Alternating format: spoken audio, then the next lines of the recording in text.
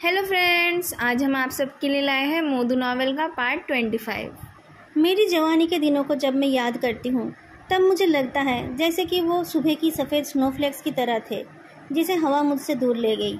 Lolita. Comrades, आप सबको काम करना पड़ेगा।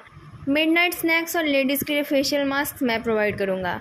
जिनके बीवी बच्चे हैं उनकी तरफ से उनकी फैमिली को मैं लेटर भेज दूँगा। चाहे पूरी रात काम करना पड़े फिर भी मुझे चूतोंग चाहिए, चाहे जिंदा हो या मुर्दा। वॉकिंग टॉकिंग में ये कहकर लुओ वेंजो फेदू की तरफ देखता है। बच्चे, तुम दुर्भाग्य की प्रतिमूर्ति हो। तुम्हारा बर्थडे बहुत अच्छा गया। मैं तुम्हें घर नहीं छोड़ सकता। क्या मैं तुम्हारे लिए कैब बुला दूँ या फिर रास्ते में तुम्हें किसी होटल में छोड़ दूँ? फेदू बहुत इंटरेस्ट के साथ लुओ वेंजो को देख रहा था।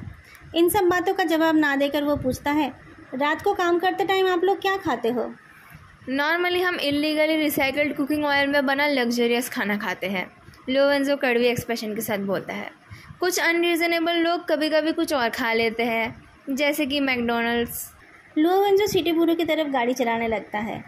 अगर सब तुम्हारी तरह नखरे वाले होते तो क्या मैं उनको खिलाने का खर्चा उठा पाता?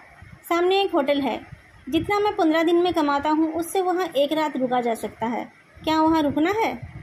मैं वहाँ नहीं रहूँगा, फेदू बोलता है। उनकी लॉबी में अगरबत्ती की स्मेल बहुत ज़्यादा है और उनके बाथरूम में टब नहीं है। आप चलते रहिए। बुरो के सामने एक 6 स्टार होटल है, मैं उसी में काम चला लूँगा। मैं बुरो से वहाँ खुद ही चलकर चला जाऊँगा। बहुत देर तक हेजिटेट करने के बाद लुओ वेंजो बोलता है, प्रेसिडेंट फेई, दिन रात तो तुम मस्ती करते रहते हो, कोई कामकाज तो तुम करते नहीं हो। ऐसे पैसे बर्बाद करते रहोगे तो तुम्हारी फैमिली प्रॉपर्टी ख़त्म नहीं हो जाएगी? सब खत्म हो जाने के बाद तुम क्या करोगे? कौन तुम्हें खिलाएगा? अब तो तुम्हारी शादी की भी उम्र हो गई है, तुम फालतू पैसे बर्बाद करना बंद नहीं कर सकते? फेदू अपने दाहिने हाथ के कोहनी को कार की खिड़की के ऊपर रखकर बैठा था। हाथ के ऊपर अपनी ठुड्डी को रखकर उसने मुस्कुराया। उसके हंसी की वजह लुओ वेंजो को नहीं पता थी। अगर वो इंजर्ड ना होता तो लुओ वेंजो उसे कब का गाड़ी से बाहर फेंक देता। कुछ देर बाद फेदू ने पूछा, आप श्योर हो? आपको मेरी और मदद नहीं चाहिए? तुम्हारा कोई रैंक है? तुम्हें सैलरी मिलती है? लुओ वेंजो सिटी बुरो के पास वाले उस होटल की तरफ अपनी गाड़ी ले जाता है। तुम्हें इन सब से क्या मतलब है? मैंने सुना उस सवेज लड़की की बात पर जिसे आपने अरेस्ट किया है, उसके खिलाफ आपके पास कोई एविडेंस नहीं है? ये कॉन्फिडेंशियल मैटर है। हाँ, 20 साल पहले वाला सीरियल किडनैपिंग के केस के साथ उसका कुछ कनेक्शन था, इसलिए उस पर शक है। लुओ वेंजो दांत पीसता है। बुरो जाकर उसे पता करना पड़ेगा किसने इसके सामने मुंह खोला था। आपके पास एविडेंस नहीं है? वो बच्ची 13 साल की भी नहीं है। उसका IQ ज़्यादा है लेकिन उसका मेंटल कंडीशन स्टेबल नहीं है। उसका बयान क्या कोर्ट में एक्सेप्टेबल होगा? जिसको अरेस्ट किया गया है उसका एलिबाई तो आप लोगों के पास ही है। अगर वो सब डिनाई करे तो? फेदू हाथ फैला के बोलता है। और उस लड़की के मुंह से आप कुछ नहीं निकाल पाओगे। क्या आप आज रात ही किसी चिल्ड्रंस क्रिमिनल साइकोलॉजी स्पेशलिस्ट को बुलाने वाले हैं? फेदू की बातें सही थी। ये सब सुनकर लुओ वेंजो का सर दर्द होने लगा। आज के ऑपरेशन में कोई भी एविडेंस नहीं था। चेंचन ना मिलती तो उसके एक्शंस के लिए उसे जवाब देना पड़ता। वो लोग होटल के गेट पर थे। गेटमैन ने दरवाज़ा खोलकर गेस्ट को वेलकम किया। कार से निकल जाने के बाद फेदू को कुछ याद आया। उसने झुककर कार की खिड़की पर नॉक किया और ड्राइवर के साइड के डोर को खोल लिया। मेरा फ़ोन छूट गया है, उसने कहा। आप वो मुझे दे सकते हैं? लुओ वेंजो हाँ बोलकर फ़ोन उठाकर देने जाता है, पर फेदू को इंतजार नहीं हो रहा था। उसने अपना हाथ बढ़ा दिया। फेदू झुका हुआ था और उसकी शर्ट लूज़ थी। लुओ वेंजो के एंगल से उसकी शर्ट के अंदर की बॉडी दिख रही थी। उसका चेस्ट पतला था पर कॉलर बोन के साथ कॉम्बिनेशन में वो बहुत मैनली लग रहा था। करीब होने की वजह से एक पल के लिए लुओ वेंजो की नाक में उसकी बॉडी की खुशबू आई। फ़ोन लेने की जल्दबाजी में फेदू की उंगलियां लुओ वेंजो के हाथ को छू गई। लुओ वेंजो का हाल ऐसा था जैसे कि एक भूखे का खाना देखकर होता है। मैं सुबह भी यही रहूँगा, ज़रूरत पड़े तो आ जाना। फेदू ने ऐसे कहा जैसे कुछ हुआ ही नहीं। फ़ोन को पॉकेट में डालते हुए उसने कहा, मैं उस लड़की से बात कर सकता हूँ। मैं प्रॉब्लमेटिक बच्चों का एक्सपर्ट नहीं हूँ, पर मेरे पास प्रॉब्लमेटिक बच्चा होने का लंबा एक्सपीरियंस है। अब जाओ तुम, लुओ वेंजो ने कहा। फेदू को छोड़कर लुओ वेंजो अपनी गाड़ी को रास्ते के साइड में खड़ा करता है। 2 सिगरेट्स पीने के बाद ही वो नॉर्मल हो पाया। लुओ वेंजो का कोई बॉयफ्रेंड नहीं है। गे होने की वजह से उसको पार्टनर मिल पाना स्ट्रेट लोगों से कई ज़्यादा मुश्किल है। जब उसने पढ़ाई ख़त्म की थी तब वो भी फेदू की तरह मस्ती करता रहता था, पर बाद में उसे पता चला हुकअप करना ईजी है पर एक परमानेंट पार्टनर ढूंढ पाना बहुत मुश्किल है। धीरे धीरे काम का प्रेशर बढ़ने पर उसकी ज़िंदगी में सिर्फ काम करना और घर जाकर कैट को पेट करना ही रह गया है। पर वो कितनी भी बुढ़ों की ज़िंदगी क्यों ना जिए, आखिरकार है तो वो जवान ही ना। बुरा पहुंचते ही कोई आकर उसे वहाँ का सिचुएशन बताने लगा, पर कॉरिडोर में गो हेंग को देखकर वो रुक गया। गो हेंग उसे देखकर अपनी पीठ सीधी करने की कोशिश करता है। अंकल गो, आप यहाँ क्यों आए? क्या तुम लोग उस पुराने केस को भी दोबारा इन्वेस्टिगेट करोगे? मैंने सुना तुम लोग एक लड़की को जिंदा वापस ले आए। क्या तुम लोग पता कर पाओगे फेई फेई के साथ क्या हुआ था? वो वांग चुआन का कोई और साथी भी था क्या? हम पूरी कोशिश करेंगे सब कुछ पता करने की, लुओ वेंजो ने कहा। एक इंटरोगेशन रूम में जू वेंचाओ था। ना सोने की वजह से उसके चेहरे का हाल बुरा था। अब वो पिछली बार की तरह पोलाइट नहीं रहा। मैं फिर से कह रहा हूँ, मैंने किसी बच्ची को किडनैप नहीं किया, मारना तो दूर की बात। आप लोगों ने मेरी व्हीकल लोकेशन रिकॉर्ड चेक किया है, मुझे इलीगली फॉलो किया और मेरे ऊपर नज़रदारी भी की। मैं पूछना चाहता हूँ कि आपके पास क्या एविडेंस है कि मैंने किसी को मारा है? एक पुलिसमैन ने कहा, सू लोजान ने स्कूल से एक लड़की को किडनैप किया, उसके साथ बुरा बर्ताव करके उसे मारने की कोशिश की। क्राइम सीन पर सबके सामने उसने 2 बार आपका नाम लेकर कहा कि आप उसके साथी हो। और क्या चाहिए? जू वेंचाओ चेयर पर आराम से बैठता है और जेंटल वॉइस में बोलता है, एक फ़ोन कॉल और एक बच्ची के बोलने से मैं मर्डरर बन गया? लोग ठीक कहते हैं, अगर पुलिस किसी को फंसाना चाहे तो किसी भी बात पर फंसा सकती है। उसने आपको फ़ोन क्यों किया था और उसने आपका नाम क्यों लिया था? जू वेंचाओ कामली अपनी आंखें उठाता है। कैमरे में उसका एक्सप्रेशन देख के लुओ वेंचाओ को लगा शायद उस आदमी के पास कुछ ट्रम्प कार्ड है, तभी वो उतना कॉन्फिडेंट है।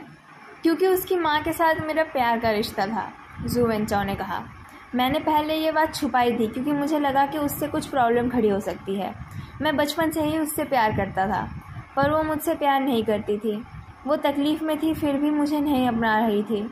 जब उसे पता चला कि वो मरने वाली है, तब उसे मुझ पर रहम आई। अगर वो ज़िंदा होती तो अब तक हमारी शादी हो जाती और मैं सू लोजान का स्टेप फादर बन जाता। ऐसा हो नहीं पाया, इसलिए मैं सू लोजान को अपने साथ नहीं रख पाया, पर मैं उसे सपोर्ट कर रहा हूँ। उसे कुछ ज़रूरत पड़ती है तो वो मुझे कॉल करती है। तो फिर आपने उसका फ़ोन उठाया क्यों नहीं? क्योंकि मुझे पता चल गया था कि आप लोग मुझ पर नज़र रख रहे हो। उसका क्यों, मैं किसी का भी फ़ोन नहीं उठाता। तो उस लड़की ने आपको ऐसे ही फंसा दिया? मुझे नहीं पता उसने ऐसा क्यों कहा, मुझे बहुत बुरा लग रहा है। उसकी माँ उसका ध्यान नहीं रखती थी, इसलिए वो मनमानी करती रहती थी। मैं उसे सुधारना चाहता था, शायद इसलिए वो मेरे ऊपर नाराज़ थी, या फिर उसे पता नहीं था कि वो क्या बोल रही थी। किसी ने उसे वो कहने के लिए कहा हो। पुलिसमैन ने टेबल के ऊपर हाथ मारा। कुछ भी? विक्टिम ने कहा है कि आपको कॉल करने के बाद उसने कहा था, अगर वो नहीं आते हैं तो मैं खुद ये कर लूँगी। आप उस जगह की सफाई और मेंटेनेंस क्यों कराते हैं जबकि वो घर तोड़ दिए जाने वाले हैं? अगर हम आप पर नज़र नहीं रखते तो आज वो लड़की बच नहीं पाती। घर को मेंटेन करने के साथ मर्डर का क्या रिलेशन है? उसने कहा था ना, उसका ब्रेन डैमेज हो गया है, उसका दिमाग तो बहुत तेज चल रहा है। लुओ वेंजो ने कहा, उसके बैंक अकाउंट्स, क्रेडिट कार्ड्स, गाड़ी, घर, प्रॉपर्टी सब कुछ चेक करो। उसका फ़ोटो लेकर सारे कार रेंटल से बात करो। उस रात शायद उसने कार रेंट में लिया था। इंटरोगेशन करने वाले पुलिसमैन ने पूछा, 27 तारीख को आप कहाँ थे? घर में, किताब पढ़ रहा था। तो आपने कार रेंट पे क्यों लिया था? पुलिस वाले ने ऐसे ही बोल दिया। लुओ वेंजो अच्छे से जू वेंचाओ का एक्सप्रेशन चेक करता है, जो हैरान होकर पूछ रहा था, ऑफिसर ये आप क्या कह रहे हैं? इंटरोगेशन करने वाले पुलिसमैन ने एक मनगढ़ंत कहानी सुना दी, कैसे जू वेंचाओ ने स्कूल बस का पीछा करके चूताओं को किडनैप किया था। पर जू वेंचाओ इस बात को नहीं माना। अपने डिफेंस में उसने कहा, आपको पता ही है मेरा घर कहाँ है। वहाँ से वेस्ट स्ट्रीट जाने में नॉर्मल कंडीशन में मुझे 3 घंटे लगते हैं। उस रात 8:30 बजे मैंने घर में फूड डिलीवरी ली थी। आप मेरा रिकॉर्ड चेक कर सकते हैं, शायद डिलीवरी मैन को भी मैं याद रहूं। लुओ वेंजो का अंदेशा सही था। आप लोग जल्दी से ये चेक कर लो। जू वेंचाओ घड़ी देखता है। मुझे लगता है मुझे यही रात बितानी पड़ेगी। क्या आप बता सकते हैं मैं कब तक लॉयर हायर कर सकता हूँ? और मुझे नहीं पता सू लोजान ने क्या किया है, पर वो एक बच्ची है, उससे आराम से बात करना, और ज़रूरत पड़े तो मैं उसके गार्जियन का रिस्पॉन्सिबिलिटी ले सकता हूँ। दोस्तों, अगर आपको ये वीडियो अच्छी लग रही है तो तुरंत जाके लाइक, कमेंट और चैनल को सब्सक्राइब जरूर करें। ताओरन चेंचन के साथ हॉस्पिटल गया हुआ था। उससे बात करके वो वापस आ रहा था। आते टाइम उसने जू वेंचाओ का फूड डिलीवरी का रिकॉर्ड चेक करा। जू वेंचाओ 27 तारीख की रात के 8:30 बजे घर पर ही था। कॉन्फ्रेंस रूम में लुओ वेंजो ने कहा, मेरे जूते का साइज़ 42 है। शाम को जब मैंने जू वेंचाओ को देखा था तब मुझे लगा था कि उसके पैर के जूते मेरे जूते से छोटे हैं। लैंग चाओ आकर बोलती है, बॉस जल्दी किसी और को उस लड़की के ऊपर नज़र रखने के लिए बोलिए, मैं ये नहीं कर सकती। क्यों, क्या हुआ?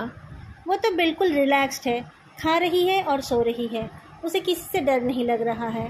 या तो उसे कुछ समझ नहीं आ रहा है या फिर उसे पता है कि उसकी उम्र कम है इसलिए वो बच जाएगी। वो बस खाने पीने का डिमांड कर रही है और खाकर सो रही है। लुओ वेंचाओ एक सिगरेट जलाता है पर उसे मुंह में डालना भूल जाता है। जू वेंचाओ का कुछ ना कुछ तो कनेक्शन है इस केस में और उस पुराने केस में भी। सू जियाओलान और सू लुओजान के साथ उसका रिश्ता भी सिंपल नहीं है। पहली बार जब जू वेंचाओ को बुरो में बुलाया गया था उस टाइम उसने अपने आप को बुद्धू साबित करने की कोशिश की थी, पर दूसरी बार उसका नेचर बदल गया। जब पुलिस उसे अरेस्ट करने गई थी तब वो कपड़े पहनकर रेडी था। जब वो पहली बार आया था तब उसने रेडियो में चूतोंग के केस के बारे में सुना था। उसमें डेट और प्लेस दोनों ही मेंशन किए जा रहे थे। अगर उसके पास एलिबाई था तो उसने उस टाइम क्यों नहीं बताया? क्या उसे समझ नहीं आया था कि पुलिस उसे सस्पेक्ट कर रही है या फिर वो पुलिस के साथ खेल रहा था? लुओ वेंजो कुछ डिस्कस करने जा रहा था लेकिन रिसेप्शन रूम के ड्यूटी ऑफिसर ने आकर कहा, कैप्टन लुओ, आपका फूड डिलीवरी आ गया है। लुओ वेंजो के कुछ कहने से पहले ही सारे भूखे लोग खाने के ऊपर टूट पड़े। पर ये क्या है? ये तो रोस्टेड स्क्यूअर्स या मालातांग नहीं है, ये तो मैकडोनल्ड्स या KFC भी नहीं है। 2 बड़े बड़े बैग में खाना था। एक में heat preserving ready to eat bag में खाना था और दूसरा बैग ड्राई आइस से पैक किया हुआ कोल्ड स्टोरेज बैग था। प्लेट्स और कटलरी भी अलग एक बैग में पैक किए हुए थे और वो सिंगल यूज़ तो नहीं लग रहे थे। एक बॉक्स के अंदर चाइनीज़ और वेस्टर्न डिशेस थे, दूसरे बॉक्स में फ्रेश आइसक्रीम्स के कार्टन्स थे। वो शायद किसी लग्जरी होटल के डाइनिंग रूम से आए हुए थे। सिगरेट का धुआं लुओ वेंजो के गले में अटक गया। लैंग चाओ ने सबसे पहले एक आइसक्रीम का कार्टन उठा लिया। बॉस, आप कितने अच्छे हो। ताओरन हैरान होकर बोलता है, तुम्हें आधे महीने भूखा रहना है क्या? बॉस, आपको लॉटरी लगी है क्या? आपने यूरोपियन कप में बैटिंग किया था? क्या कह रहे हो? हमारे कैप्टन ऐसा नहीं करेंगे। कैप्टन, क्या आपको अपने मम्मी पापा से पॉकेट मनी मिली है? मम्मी पापा से पॉकेट मनी क्यों मिलेगी? क्या वो लोग आपको मस्का मार रहे हैं? शायद वो लोग आपके लिए भाई या बहन पैदा करने वाले हैं। लुओ वेंजो उन सबको गाली देता है और फिर उन बैग्स की तरफ देखता है। बैग के ऊपर एक फेमिलियर लोगो दिखाई दिया। वो तो कुछ देर पहले वहीं पर था। लैंग चाओ ने भी वो लोगो देखा। उसने कहा, ये तो हमारे नॉर्थ साइड में जो 6 स्टार होटल है उसका लोगो है। वो लोग डिलीवरी भी देने लगे, वो भी इतनी रात को। खाना पाकर भी तुम्हारा मुंह बंद नहीं हो सकता, लुओ वेंजो ने कहा। नहीं खाना है तो काम पे लग जाओ, इतने सवाल क्यों कर रहे हो? लैंग चाओ लुओ वेंजो के एक्सप्रेशन को चेक करती है। ये तो लुओ वेंजो का स्टाइल नहीं है।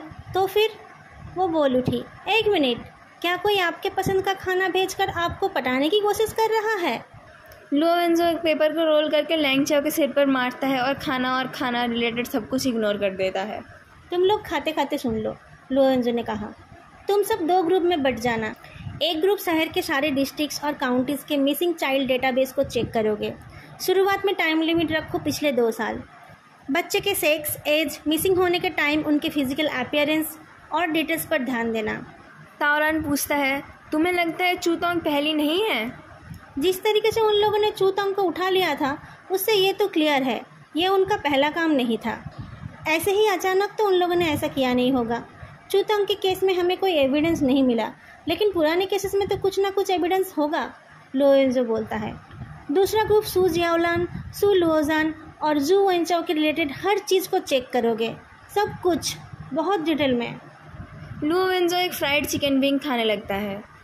इन दोनों कामों में से एक भी आसान नहीं था। विक्टिम्स के डिटेल्स हार्ड ब्रेकिंग थे और मोनोटोनस भी।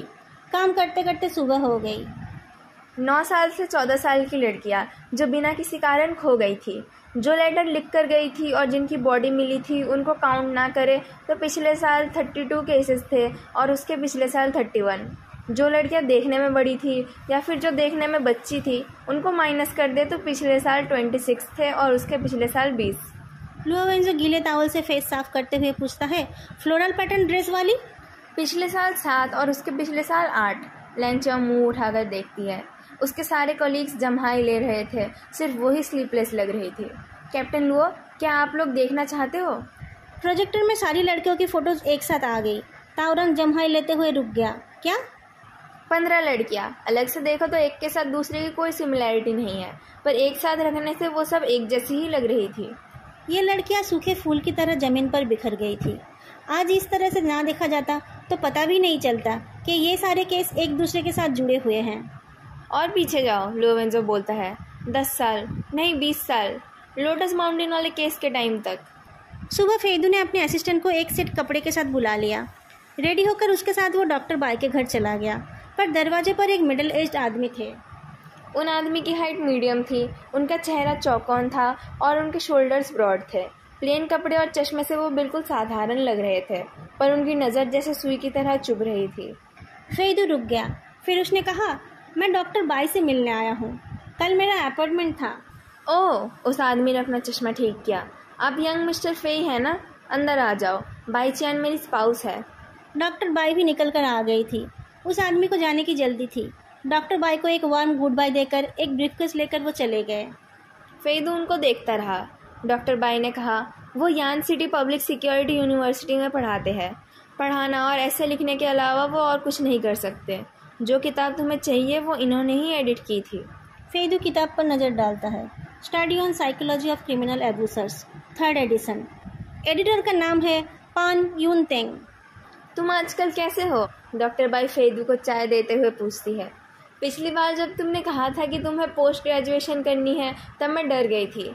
क्या मैंने तुम्हारे साथ कुछ ज़्यादा ही किताबों के बारे में बात कर ली थी? नहीं तो तुम्हारे जैसे सक्सेसफुल सोशल फिगर को ऐसे करने का मन क्यों हुआ? मैं तो बस एक मैस्कॉट हूँ। मेरे पापा मेरे लिए एक बढ़िया प्रोफेशनल मैनेजर की टीम छोड़ गए हैं।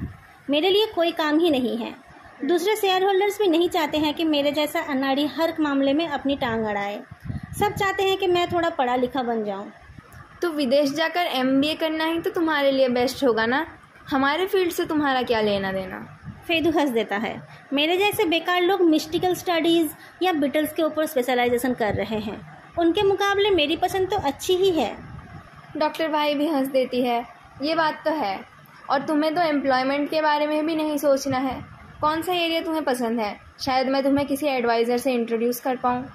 फेदू अपने हाथ की किताब को हिलाकर बोलता है, ये फील्ड मुझे पसंद है और मैंने सुना है पब्लिक सिक्योरिटी सिस्टम में बहुत सारी खूबसूरत लड़कियां हैं। क्या पता उन लोगों को मैं अच्छा लग जाऊं। जब वो डॉक्टर बाई के घर से निकला तब तक दोपहर हो गई थी। उसके फुल्ली चार्ज फ़ोन पर कोई कॉल नहीं आया था। थोड़ा सोचकर उसने अपने असिस्टेंट को सिटी ब्यूरो चलने के लिए कह दिया। असिस्टेंट पूछ उठी, क्या हुआ प्रेसिडेंट फेई, आपको रिपोर्ट लिखाना है? फेदू ने बस मुस्कुराया। उसके असिस्टेंट उसके साथ बहुत सालों से है। उसे फेदू के सारे प्लेबॉय एक्सप्रेशंस पता है। वो कांप उठी। ये यंग मास्टर दिन व दिन पैसिनेट होते जा रहे हैं। अगर आप लोगों को आज का ये पार्ट अच्छा लगा हो तो लाइक, कमेंट और चैनल को सब्सक्राइब करना मत भूलना। फिर मिलेंगे अगली वीडियो में। तब तक के लिए बाय।